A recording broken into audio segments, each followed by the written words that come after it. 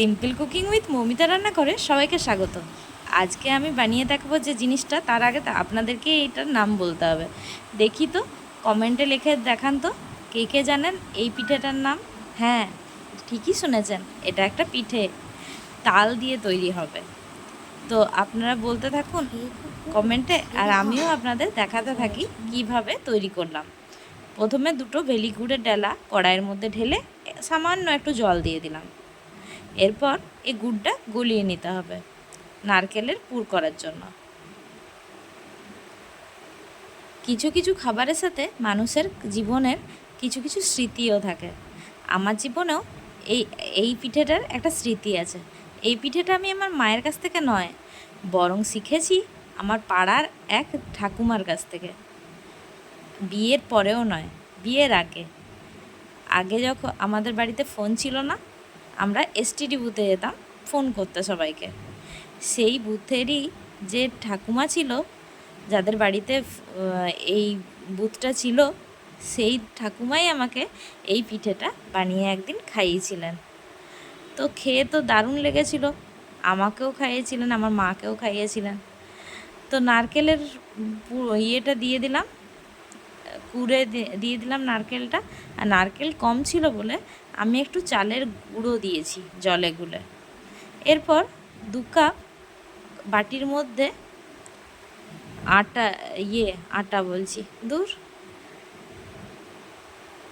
সেদ্ধ চালের গুঁড়ো নিয়ে নিলাম।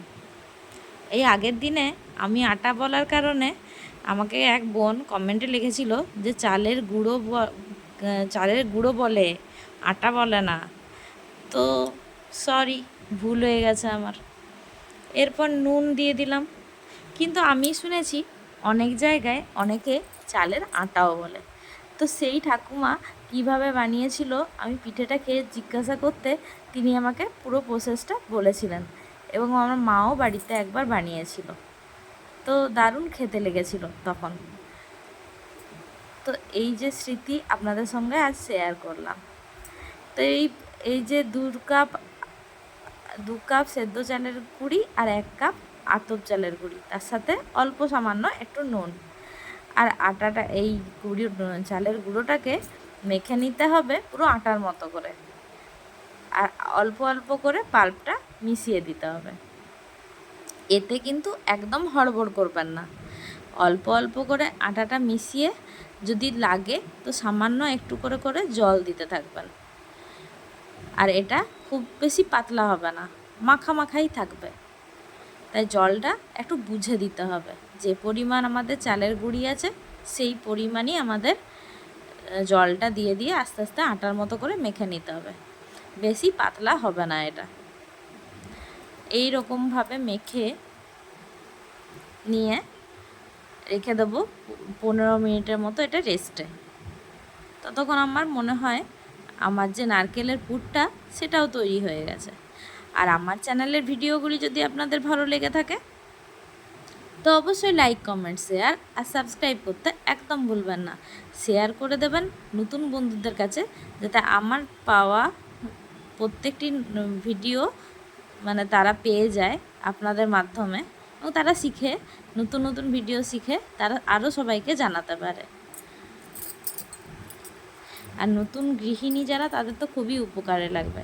এরপর পুরটা আমার রেডি হয়ে গেছে, তুলে নিলাম কড়াই থেকে। আর কিভাবে সেদ্ধ করব সেটা বসিয়ে দিলাম। নিচে হাঁড়ি দিয়েছি, তার মধ্যে জল, আর তার মধ্যে একটা ফুটো ফুটো করা বাটি। ওই বাটিতেই হবে পিঠেগুলো সেদ্ধ, তার উপরে ঢাকা। এইভাবেই আপনারা কিন্তু স্টিম করে নেবেন বা সেদ্ধ করে নেবেন। তো রেডি হয়ে গেছে আমার সব কটা। এরপর নিয়ে চলে এসেছি যে পাতা, পিঠেটার নামই তো হচ্ছে পাতপোড়া। তো এই পাতপোড়া পিঠেটা বানানোর জন্য আমাদের যেটা মেন ইনগ্রিডিয়েন্টস সেটা হচ্ছে পাতা। তো পাতার এই বাটটা আমি কেটে ফেলে দিলাম। এরপর মেজারমেন্ট করেও দেখে নিলাম একবার। এরপর যে আমি চালের গুঁড়োটা মেখে রেখেছি আটার মতো করে, সেই গুঁড়োটাকে এই পাতার মধ্যে আস্তে আস্তে, দেখুন আমি কিভাবে করছি, হাতের মধ্যে নিয়ে আর পাতার মধ্যে ভালোভাবে স্প্রেড করে দিতে হবে। এইভাবেই জিনিসটা করতে হবে। আর ভিডিওটা কিন্তু শেষ অবধি দেখার অনুরোধ রইল আপনাদের কাছে। নিশ্চয়ই আপনাদের আশা করছি খুবই ভালো লাগবে। এবার মাঝখানে একটু নারকেলের পুর দিয়ে দিলাম। পুরটা কিন্তু বেশি দেবেন না, তাহলে বাইরের দিকে বেরিয়ে যাবে। এবার মুখটা আটকে দিলাম, ব্যাস হয়ে গেল রেডি। এইরকমভাবেই প্রত্যেকটা পিঠে বানিয়ে দেবো। আর আরেকটা প্রসেসও হয়, সেটাও আমি আপনাদের একটু পরেই দেখিয়ে দিচ্ছি। এরকমভাবে পুরো পাতাটাতে পাতলা পাতলা করে পিঠেটাকে এই পিঠের ব্যাটারটাকে স্প্রেড করে দিতে হবে, চালের গুঁড়োটাকে এরকমভাবে স্প্রেড করে মাঝখানে একটু পুর দিয়ে মুখটা আটকে দিতে হবে। রেডি হয়ে গেল। এরপর এটা স্টিম করে নিলেই রেডি। এবার আরেকটা প্রসেসে দেখাচ্ছি, ওই সেমই প্রসেস।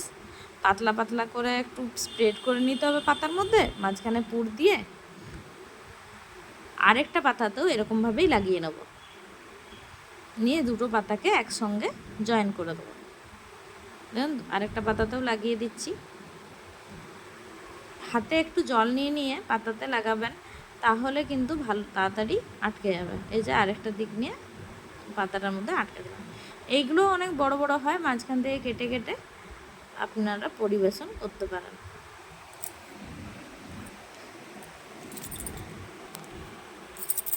তো দেখুন জলটা গরম হয়ে এসছে, ফুটে এসছে। এই সময় দিয়ে দিলাম পাতাগুলো, পিঠেগুলো। এবার ঢাকা দিয়ে দিলাম। 15-20 মিনিট পর আপনাদের খুলে দেখাচ্ছি। আরও কয়েকটা হয়েছে, এই থালাতে রেখেছি, ওটা হয়ে গেলে এটা চাপিয়ে দেবো। দেখুন 15-20 মিনিট পর পাতাগুলোর কালারটা কিন্তু চেঞ্জ হয়ে গেছে, পাতাগুলো হলুদ হলুদ হয়ে গেছে। তার মানে আপনাদের বুঝে নিতে হবে পিঠেটা রেডি হয়ে গেছে। আর শক্তও হয়ে যাবে পিঠেটা। এইভাবে একবার অবশ্যই বানিয়ে খাবেন। এই তালের মরশুমে পাত পোড়া পিঠে খুব ভালো লাগে। ভালো লাগলে রেসিপিটি লাইক করে দেবেন, কমেন্ট করে যাবেন কেমন লাগলো, আর অবশ্যই সাবস্ক্রাইব করে দেবেন কিন্তু চ্যানেলটা। আর যারা সাবস্ক্রাইব করে দিয়েছেন তাদের অসংখ্য ধন্যবাদ। আর যারা নতুন বন্ধু তারা কিন্তু অবশ্যই সাবস্ক্রাইব করে দেবেন। Thank you, thanks for watching this video.